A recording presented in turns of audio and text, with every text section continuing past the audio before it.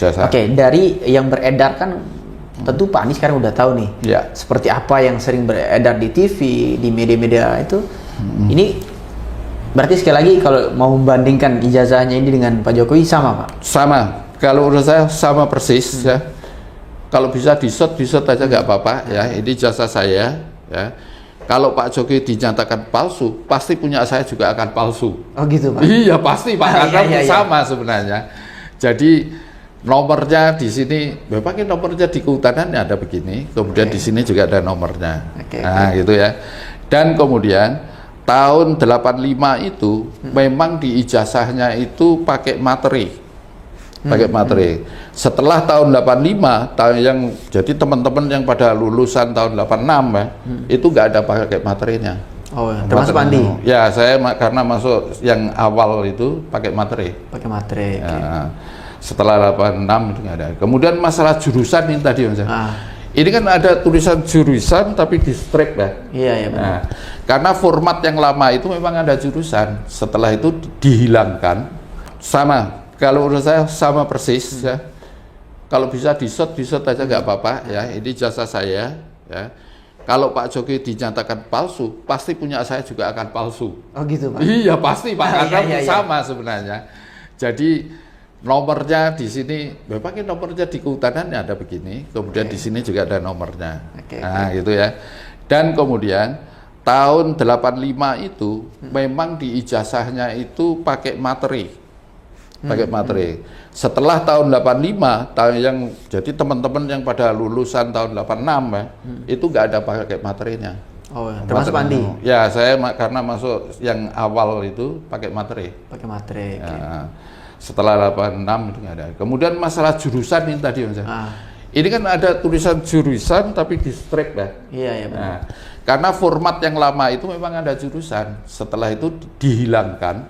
Nah, kemudian tahun berapa ya, mulai 90 atau berapa itu ada lagi jurusan, tapi sekarang ini sudah nggak ada lagi, sudah hilang. Jadi hanya kehutanan gitu aja. Itu. Soal font, ini jadi salah satu juga masalah. Font, Gimana tanggapan Pak?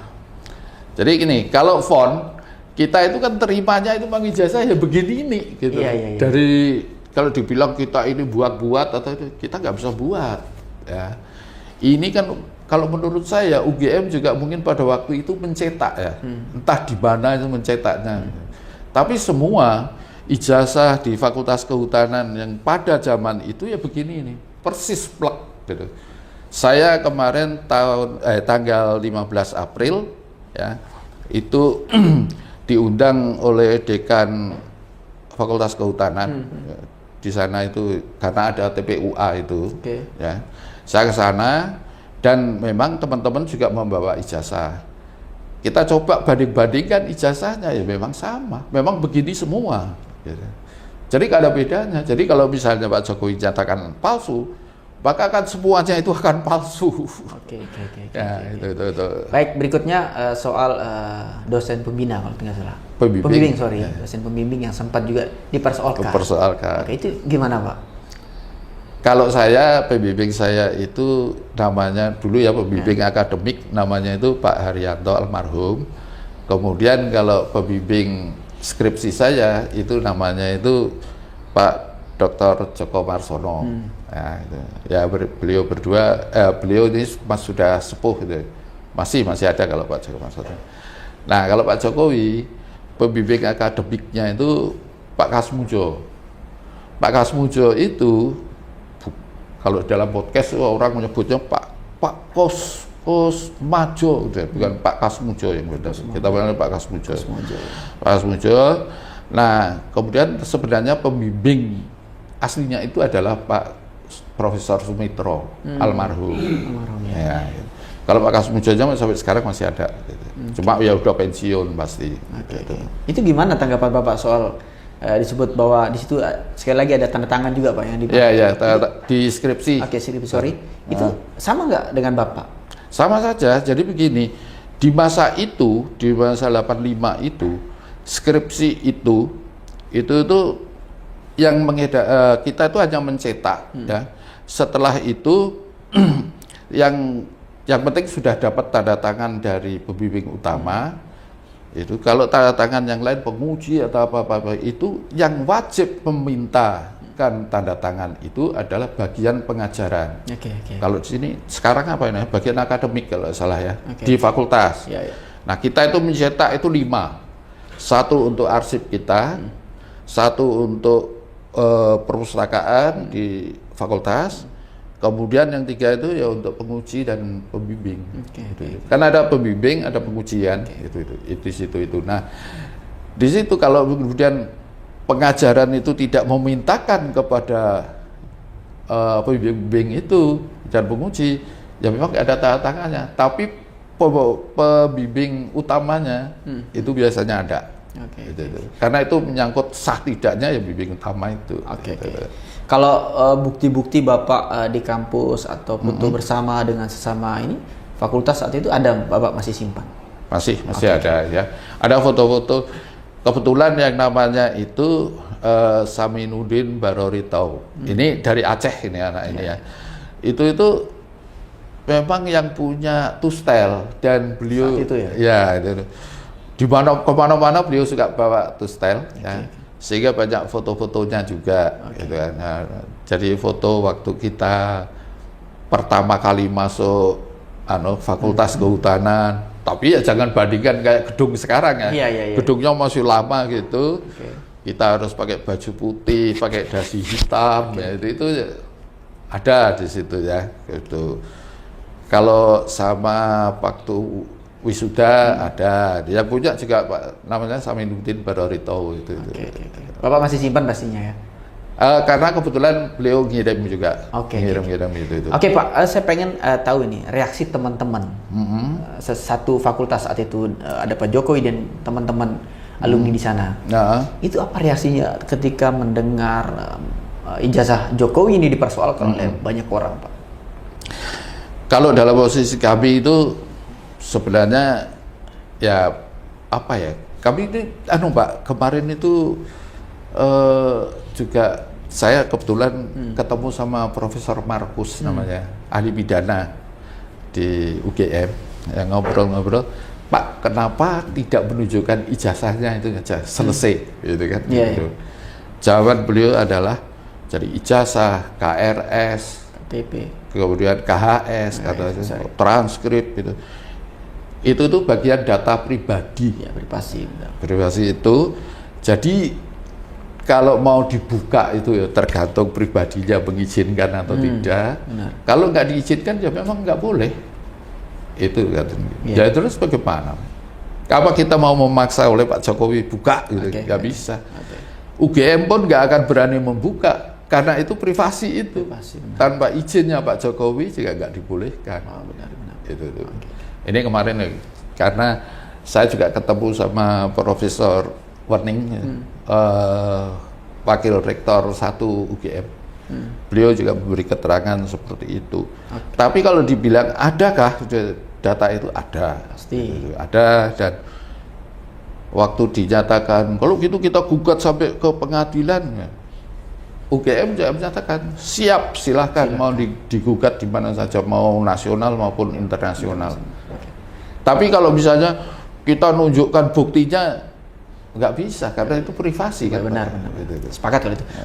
Yang pengen saya tahu juga Pak Andi, setelah ada isu ini atau berita tentang ijazahnya Pak Jokowi yang diungkit-ungkit ini, apakah Pak Andi pernah dipanggil oleh UGM untuk mendiskusikan soal ini, atau karena ini kan udah sekian puluh tahun Pak, ijazah yang lama, dokumen lama yang harus kita coba gimana Pak? Jadi ini kan meledak yang di 1 April itu gara-gara tulisannya Dian Sadi itu ya. Kemudian tanggal 15 April itu ada judul Geruduk UGM gitu kan. Salah satunya ke Fakultas Kehutanan gitu. Nah, itu saya mendapat undangan dari dekan Fakultanan di ini UGM gitu, untuk ikut hadir. Kemudian saya hadir di sana. Dan pada saat saya salaman sama Dr. Tifa langsung mengenali saya, Pak Adi Pramarya. Ini ngerti deh. Dikenal. Nah, jadi kenal. Saya pikir kemudian saya tanya kenapa kok bisa tahu. Ya, karena fotonya Bapak yang beredar dengan foto wisudanya itu nggak berbeda gitu. Iya. Gitu, Oke, kan. oke. Oh, terus jadi itu kan memang saya juga ikut hadir di sana. Ya. Kemudian cuma kami itu kan menjadi saksi ya, gitu. Jadi kalau diminta ya kita tunjukkan, enggak ya enggak. Nah, jadi yang disampaikan itu hanya wakil rektor yang memberi keterangan, kemudian dekan Fakultas Kehutanan. Siapa lagi ya, kemudian ada yang dari Fakultas Hukum itu namanya kalau saya Pak Sandi itu juga. Kapan tuh Pak? Udah lama? 15 April itu. Bapak di apa bunyinya, dipanggil atau di apa oleh pihak kampus? Diundang. Sorry biasa nggak salah ini Pak. Ya. Diundang. Ada teman berapa 10 orangan lah itu. Oke. Berarti beberapa alumni juga hadir Pak selain Bapak Pandi. Ada alumni? Ada. Hadir ya? Hadir. Oke, teman-teman di satu fakultas dulu Pak. Ya. Oke. Pandi, sekarang ini kan menurut Pak Andi nih, saya pengen tahu aja dari Pak Andi sebagai teman sahabat Pak Jokowi. Kira-kira apa sih yang menyebabkan kembali diungkit soal ijazahnya Pak Jokowi? Sepengetahuan saya itu di mendekati Pilpres untuk periode kedua itu diungkit juga sebenarnya. Nah, kira-kira apa sih kepentingan orang-orang ini yang kembali mengungkit soal ini, Pak? Menurut Anda? Kalau pada saat 2019 waktu mau Pilpres ya, yang kedua itu yang diungkap itu kan ijazah SMA. Iya, ijazah SMA. Di ijazah SMA itu begini, Pak Jokowi itu sekolahnya itu masuk awal itu SMPP. SMPP, kalau di sini itu SMA 3. Oh ya. SMA 3 itu dulu katanya juga SMPP. Ya. Kemudian pada saat mau lulus, Pak Jokowi itu mau lulus, SMPP itu berubah menjadi SMA 6. Jadi ijazahnya keluarnya menjadi SMA 6. Oh, berubah. Ya kan begitu kan itu. Nah, itu yang dipersoalkan. Kok sekolah di SMPP kok bisa-bisanya lulusnya menjadi SMA 6 gitu. Jadi itu kan dipersoalkan. Nah, kemudian dibilang juga Pak Jokowi ini bodoh SMA-nya, masuk sekolah SMA sampai 4 tahun gitu kan. Ada yang begitu itu juga. Di masa kami sekolah di SMA itu orang wajarnya 3 tahun, kemudian di zaman saya itu ada perpanjangan 1 semester. Itu konsepnya Pak siapa ya, Daud Yusuf atau gimana itu, karena kita mau mengubah semester. Kalau dulu kita lulus Januari, kita sekarang lulusnya Juni, sehingga tulis Bapak SMA itu kita itu 3,5 tahun. Itu di zaman saya ya, termasuk Pak Jokowi juga sama kan, se-Indonesia itu. Nah, diungkit di situ, kemudian kan nyata nggak terbukti. Selesai juga. Ya, selesai juga di SMA 1 itu. Nah, barangkali ada ketidakpuasan, mau SMA nggak tahun selesai, akhirnya S1 gitu. Oke, Pak Andi, saya rasa ini penting ya dan menarik. Semua rakyat Indonesia mengetahui betul karakter Pak Jokowi, yang santai, mohon maaf, senyum-senyum gitu ya, kalau ngerespon apa sesuatu persoalan gitu. Apakah waktu masih duduk di bangku kuliah S1-nya itu, apakah Pak Jokowi seperti itu juga? Iya, Pak Jokowi itu orangnya itu humble, tenang, diam gitu. Bahkan dia itu kalau misalnya kita lagi ngobrol begini gitu, Pak Jokowi jalan itu kita nggak ngerti itu, tahu-tahu sudah ada di dekat kita. Jadi seakan jalan pun nggak ada suaranya gitulah. Gitu. Padahal kan kita dulu tidak mengenal sepatu cat gitu, gitu kan, kebanyakan pakai sepatu pantofel, dan lantainya kalau tidak keramik pasti tegel ya. Benar. Jadi kalau jalan mesti ada suara tok gitu. Ini nggak ada. Nggak ada kalau dia. Memang begitu dia. Oke, ini juga menarik Pak Andi. Ini kan baru pertama kali kita ini melihat reaksi Jokowi yang menempuh jalur hukum. Oke. Apakah Anda melihat sebagai teman yang kurang lebih 4 tahun ya bersama di 5 tahun di kampus S1-nya, ini merupakan puncak kemarahan Jokowi sampai menempuh jalur hukum? Atau karena ekspresinya tetap ya begitu saja ya, kalau kita melihat, apakah ini puncak bahwa Jokowi itu marah sekali pada orang-orang ini? Saya pikir kalau marah beliau enggak gitu. Karena saya juga yang agak heran Pak Jokowi itu memang sabarnya itu. Dia sabar sekali menghadapi segala sesuatu, dia sabar. Nah, pernah beliau cerita juga kan, dia konsultasi untuk skripsi itu sampai 12 atau 14 kali gitu. Ke Pak Andi, sorry. Ya, kalau dia cerita di umum juga gitu. Memang kalau pas ngobrol-ngobrol juga begitu juga dibahas itu. Tapi kan sabar aja dia itu tetap mau gitu. Padahal di zaman itu kalau kita misalnya dicoret gitu kan, kita kan harus ngetik ulang dan ketiknya pakai mesin ketik kan. Dan itu kalau misalnya sedikit pun kita itu harus lip-ek gitu untuk ngepaskan kata-kata supaya bagaimana itu perlu mikir panjang gitu. Tapi beliau sampai 14 kali gitu. Saya pikir-pikir ya memang sabar beliau itu dari dulu ya memang begitu.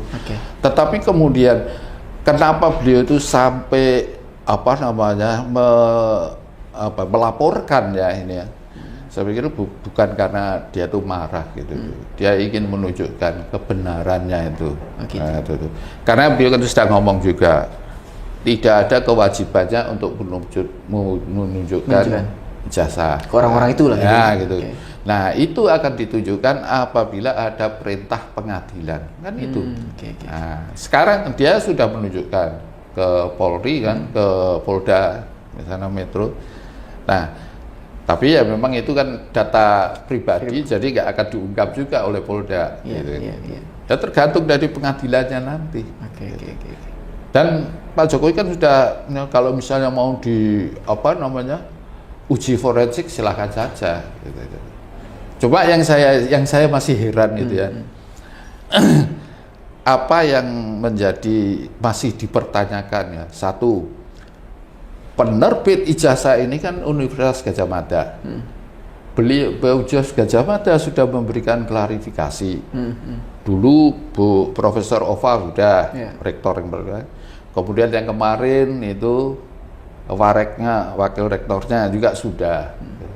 Di fakultas juga sudah gitu. Terus apa lagi yang diragukan? Lembaga sebesar UGM itu sudah menyatakan asli dan diluruskan gitu. Terus apa lagi, Pak? Terakhir dalam kesempatan ini, Pak Andi, apa yang Anda mau sampaikan kepada masyarakat luas di tengah kembali gencarnya disuarakan soal ijazah S1-nya Pak Jokowi? Anda sebagai teman. Kalau kami gini, jadi kalau misalnya diuji forensik silahkan ya, kami itu. Dan tapi diingat yang pertama, saksi sejarah bahwa Pak Jokowi kuliah itu memang banyak, masih 67 orang ya. Dari 88 orang yang kuliah, kemudian yang tersisa sampai sekarang ini 67 orang itu sebenarnya masih siap untuk menunjukkan keaslian ijazahnya masing-masing dan silahkan dibandingkan. Nah, itu. Kemudian yang kedua adalah lembaga sebagai penerbit dari ijazah ini sudah menyatakan bahwa ijazah itu memang asli dan memang benar bahwa Pak Jokowi itu kuliah di Fakultas Kehutanan UGM. Terus apa lagi yang mau dipertanyakan gitu loh Pak itu. Kalau dipersoalkan pada skripsi, pada itu KKN-nya di mana gitu, dijawab juga KKN-nya beliau, saya lupa itu kecamatan sama desanya, tapi beliau di kotanya itu di Boyolali. Itu KKN-nya. Karena saya kebetulan juga di Boyolali di KKN-nya. Tapi siapa teman-temannya nggak tahu.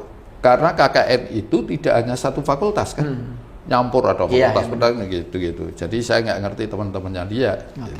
Nah, itu mungkin ada pesan nggak Pak untuk teman-teman ini kan teman-teman satu kampus ini yang mempersoalkan, biar maksudnya untuk menjaga, menurut saya ini penting untuk dijaga nama universitas Pak. Ya kalau universitas sebenarnya menjadi tidak terlibat Pak itu. Ya. Terus karena universitas itu keterlibatannya adalah orang kuliah kemudian menyerahkan ijazah itu sudah stop. Dia sudah tidak tercatat sebagai mahasiswa kan. Dia sudah menjadi pribadi yang berdiri sendiri. Hanya kalau di dalam di UGM itu ada yang namanya Kadama kan. keluarga alumni Gajah Mada ya itu. Nah itu yang kemudian pecah ya, bukan kok pecah, kalau solidnya masih solid ya. Nah, kebetulan ketuanya sekarang itu ketua keagamanya kan Pak Basuki, Pak Basuki mantan PU, PWR. Oh ya. PWR itu. Nah itu kalau dulunya Pak Ganjar, sebelumnya Pak Ganjar. Okay. Nah itu sebenarnya ya kalau mempersoalkan pada UGM-nya ya keliru. UGM itu menyerahkan ya ini, tapi kalau mau minta ijazah aslinya ya ada di Pak Jokowi. Bersangkutan. Ya gitu. Nah, dan Pak Jokowi seperti ini kan sudah menyatakan bahwa sudah menunjukkan ya, ini ijazahnya dari SD sampai S1 ditunjukkan, hanya nggak boleh difoto, kan gitu. Oke. Dalam kesempatan ini mungkin Pak Andi mau menyapa Pak Jokowi dalam kesempatan ini, mungkin sebagai teman ya, mohon maaf Pak Andi. Silakan Pak Andi. Baik, terima kasih. Kalau mudah-mudahan Pak Jokowi juga menonton acara ini, ya. Kami sebenarnya tuh siap memberikan kesaksian. Tentu saja kesaksiannya adalah kesaksian sejarah, bagaimana Bapak kuliah dan bagaimana juga Bapak wisuda. Karena kebetulan saya dengan Bapak itu termasuk yang wisuda bersama, yaitu tanggal 5 November tahun 1985. Jadi saya adalah salah satu saksi dari 67 teman-teman yang sampai sekarang ini masih ada. Nah, memang penyelesaian secara hukum barangkali kami juga siap ya untuk menjadi saksinya gitu. Karena begini Mas, jadi beberapa teman itu pada waktu ada laporan ke Polda Metro, nah, waktu tanggal 15 kita datang itu ada penyidik juga yang datang di tempat kami, dan kami itu juga dimintain keterangan semua teman-teman itu. Nah setelah itu kemudian Pak Jokowi ganti melapor kan. Sekarang ini teman-teman saya itu yang dekat-dekat di sana, dan terutama yang saya sebut tadi Saminuddin Barerito itu yang punya dokumen fotonya itu masih satu album dia itu punya. Oh iya. Itu juga sekarang ini hari Senin nanti dia juga akan diperiksa. Oke, itu. Tapi dia mintanya kalau diperiksa saya mau, tapi kalau diperiksanya di Jakarta saya nggak mau. Saksi sejarah itu Mas. Ya. Diminta mau diperiksa polisi juga. Tapi dia mintanya di Jogja. Karena kami ini kan sudah ya berusia ya. Usia ya, dia sudah nggak berani pergi jauh-jauh. Iya. Perjalanan yang lumayan. Iya Pak. Sini kalau dia dari Jogja ke Jakarta itu mungkin dia akan menggunakan kereta kan. Benar. Nah kereta atau bis itu kan lumayan. Ya berat lah buat kita. Nah, kalau mau naik pesawat berat juga di ongkos. itu. Oke. Baik, sekali lagi terima kasih Pak Andi ya. Ini merupakan sekali lagi teman satu kuliah dengan Pak Joko Widodo yang hari ini ijazahnya terus dipersoalkan oleh banyak orang di sana, tapi baru kemarin kita ngupdate bahwa Pak Joko Widodo juga telah melaporkan kasus ini. Oke, sampai ketemu di episode berikutnya. Saya Diki Wahyudi pamit undur diri. Wassalamualaikum warahmatullahi wabarakatuh.